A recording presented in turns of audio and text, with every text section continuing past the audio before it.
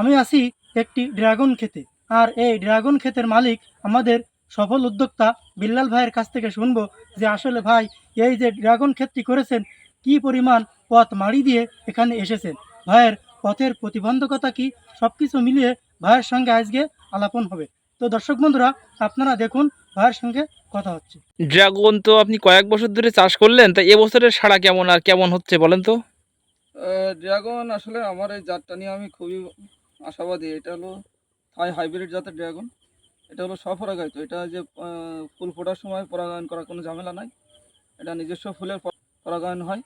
এবং এটা হলো এই কালারটা দেখেন একটু কত সুন্দর কালার হয়, একেবারে ন্যাচারাল কালার, কোনো দিকে সবুজ নাই, চতুর্দিকে খুব সুন্দর কালার হয়। অনেকেই তো টনিক ব্যবহার করে শুনছি। আর টনিক ব্যবহার করলে আপনার কালার ঠিক মতো হবে না, ওটা শুধু লাল বড় হতেই থাকবে, সবুজ থেকে যাবে। ওইটা আমরা ব্যবহার করি না, যার কারণে আমাদের ফলগুলো দেখেন ন্যাচারাল কালার, কালারে কোনো কমতি নাই, কোনো সাইডে কোনো কালারে কমতি নাই। যদি কেউ নতুন উদ্যোক্তা হতে চায় তাহলে তার জন্য আপনার কি মেসেজ থাকবে?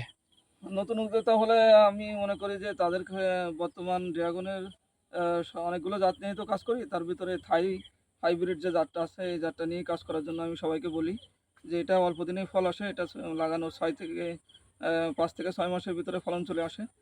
তো এই জাতটার দিকেই আমি মানুষকে উদ্বুদ্ধ করি। এটা পরাগায়ন করার কোনো ঝামেলা নাই। এটা যদি বাগানে একটা ফুল ফোটে, ওই একটা ফুলই ফলে পরিণত হবে।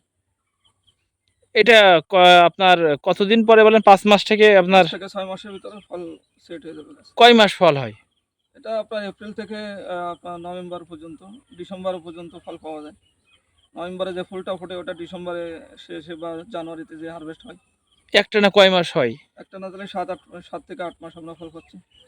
কত মানে এবছরে কবে উঠালেন এবং কতবার বিক্রয় করলেন? আমি এর আগে 2 চালান ফল বিক্রি করছি অলরেডি। 2 চালানের দামও ভালো পাইছি। ওই সময় অনেকের গাছে ফল ছিল না। যদি কেউ উদ্যোক্তা হতে চায় তাদের জন্য কি ধরনের সহযোগিতা বা পরামর্শ দিবেন? কেউ যদি উদ্যোক্তা হতে চায় তো তাদেরকে সার্বিক চারা থেকে শুরু করে যাবতীয় টেকনোলজি, পরিচর্যা, সার, কীটনাশক এগুলোর সার্বিক ধারণা এবং কখন কোনটা দিতে হবে আমরা সার্বিক পরামর্শ দিয়ে থাকি। কেউ যদি নতুন করে শুরু করতে চায় তাদেরকেও সার্বিক পরামর্শ দেওয়া হবে। এক একটা ফলের মানে এই ফল আপনার ওখানে কত জাত আছে? আমার এখানে আছে আপনার বোল্ডার আছে, তারপর থাই জাম্বু আছে, তারপর ভিয়েতনামি রেড যেটা দেশি বলে অনেকে, ওইটা আছে। তো তার ভিতরে আমি এটা বেশি লাগাইছি, অধিকাংশ এই জাতই বেশি আমার, থাই হাইব্রিড। এই জাতটা মনে করেন ন্যাচারালি মনে করেন 400 গ্রাম থেকে 500 গ্রাম ওয়েট হয়ে যায়। এরকম সাইজ হলে এই 500 গ্রাম সাইজ হয়ে গেছে এটা। এরকম সাইজ হলে তো আমার আর কিছু লাগে না। একটা ফলে 1 কেজি বানালো ওটার তো দরকার আসে না, কারণ আপনি একটা আত্মীয় বাড়ি যাবেন, আপনি তো একটা ফল নিয়ে যাবেন না। আপনি যদি 3 কেজি হয় এরকম ফল নিয়ে আপনার কিন্তু যাওয়ার চেষ্টা করবেন।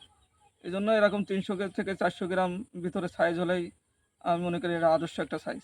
কতটুক জায়গায় আপনি এবার ফল করেছেন এবং কতজন কর্মসংস্থান হয়েছে? তো আমার ড্রাগন আছে 1 বিঘা। আমার আপনারা জানেন যে আমি আঙ্গুরও করছি, তারপরে মালটা আছে, আমার স্ট্রবেরি আছে, বেদানা আছে, এরকম বিভিন্ন জাত নিয়ে আমি কাজ করি। আমার সর্বমোট হলো 5 বিঘা প্লাস আমার প্রজেক্ট। এবার আপনার এই বছরে আপনার কত টাকার এই বিক্রয় করার আশা? তো আল্লাহর রহমতে আমি অলরেডি এই বছর এই 2 চালানে প্রায় প্রায় 1 লাখ টাকার মতো বিক্রি হয়ে গেছে অলরেডি। এই চালানে যে ফলগুলো আছে আল্লাহর রহমতে এখানে 1 লাখ টাকার উপরে গাছে ফল আছে অলরেডি। এই যে ফল যেটা হারভেস্ট হচ্ছে এটা 1 লাখ টাকার উপরে ফল আছে গাছে। এরকম মনে করেন 15-20 দিন পর পর এক এক চালান ফল আমি হারভেস্ট করি। কত টাকা শুরুর গল্পটা যদি একটু বলতেন। মানে প্রথমে তো পাগল বলতো, মানে ও সহযোগিতা করতো না। শুরুর গল্প আপনি যে কোনো পেশায় যান না কেন, আপনি যদি কোনো মনে করেন যে সরকারি পেশা বলেন বা কারো ফার্মে চাকরি বলেন, এই যদি চাকরি কেন্দ্রিক যদি আপনি কোনো কাজ না করেন তো আপনার যে কোনো ব্যক্তিগত পেশায় আপনাকে সবাই পাগল বলবে। যে কোনো পেশায় যান না কেন শুরুতে আপনাকে পাগল বলবে। এটা আমাদের দেশের মানুষের একটা ধর্ম। তো সেটা ওটার দিকে তাকায় তো কাজ করলে আমাদের চলবে না। একটা স্মরণীয় ঘটনা বলেন। একটা স্মরণীয় ঘটনা বলতে মানুষ প্রথমে বলতো যে আগে মাদ্রাসায় চাকরি করতাম, মসজিদে ইমামতি করতাম। তো মানুষ মনে করতো যে ওই যে মিলাদ পড়ায় কিছু টাকা হয়েছে, এটা খরচ করার জায়গা পাচ্ছে না, এই জন্য এগুলো করতেছে। তো তারা এসে এখন পরামর্শ চায়, তারা এসে চারা চায়। তো সেই কথাগুলো এখন মনে পড়ে। কি কি করলেন এর থেকে? জি, এর থেকে কি কি করেছেন এখন পর্যন্ত আর এর ভবিষ্যৎ থেকে কি পরিকল্পনা? কি করেছি আসলে তেমন বেশি করতে পারেনি, কারণ কৃষির প্রথম 3 বছর শিখার পিছনে লেগে যায়।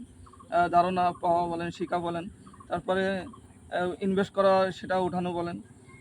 আপনার প্রথম 3 বছর গাছকে পরিচর্যা করে একটা পর্যায়ে স্ট্রাকচারে নিয়ে যাওয়াটাই হলো সবচেয়ে বড় সফলতা। তো আমি 3 বছর পার হয়ে এই 5 বছরে পড়েছি। তো এখন আল্লাহর রহমতে আমার প্রত্যেক বছর এখান থেকে অনেক সম্মানজনক একটা আয় আমি দেখতে পাচ্ছি আল্লাহর রহমতে। ভবিষ্যৎ পরিকল্পনা বিদেশের আর কোন কোন জাত আনার ইচ্ছা আছে কিনা? ভবিষ্যৎ পরিকল্পনা, কারণ কৃষি এখন অনেক বেশি আপডেট, নিত্য প্রতিদিনই নতুন নতুন জাত বাইরে থেকে ইনপুট হয়ে আসতেছে। তো আমরা নতুনত্ব নিয়েই কাজ করতেছি, যে প্রত্যেকদিন আমরা দেশ বিদেশ সার্বক্ষণিক আমরা আপডেট আমরা নেওয়ার চেষ্টা করি, যে কখন কোন জাতটা দেশে আসতেছে বা বিদেশে কোন জাতটা ভালো করতেছে, সেটা কিভাবে দেশে আনা যায়। এই চেষ্টায় আমরা আছি। আল্লাহর রহমতে বাংলাদেশকে কৃষিতে আরও অনেক দূর এগিয়ে নিয়ে যাওয়ার জন্য আমরা আপ্রাণ চেষ্টা চালিয়ে যাচ্ছি। তো আমি মনে করি যে বাংলাদেশ কৃষি খাতে যদি বাংলাদেশ সরকারকে এই কৃষি খাতে যথেষ্ট আন্তরিক, আরও বেশি যদি আমাদের মতো উদ্যোক্তা যারা আছে তাদের পাশে যদি সরকারি সহযোগিতা অব্যাহত থাকে, তো আমরা আরও অনেক এই বাংলাদেশকে কৃষি খাতে আরও অনেক দূর এগিয়ে নিয়ে যেতে পারবো ইনশাল্লাহ।